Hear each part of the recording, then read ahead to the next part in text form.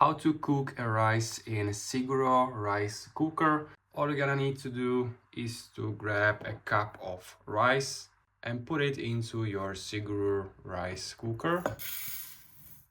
Before that, you can plug it into electricity. So I put here 1 cup of rice, and I'm gonna also put here 1 cup of water. So it should be 1 cup of rice for 1 cup of water into rice cookers. So I'm gonna do it right now. You can put here some salt. And I also like to add some olive oil, just a little.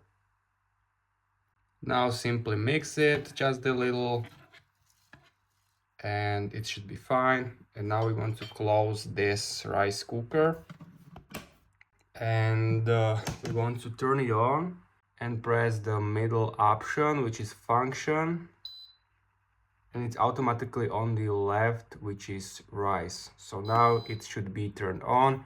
Now it will heat up, and after a couple of minutes you will see here the time, and you will see here 10 minutes countdown here, and after that 10 minutes the rice will be ready and it's gonna be on war function. Then you can press this button and you can eat your rice.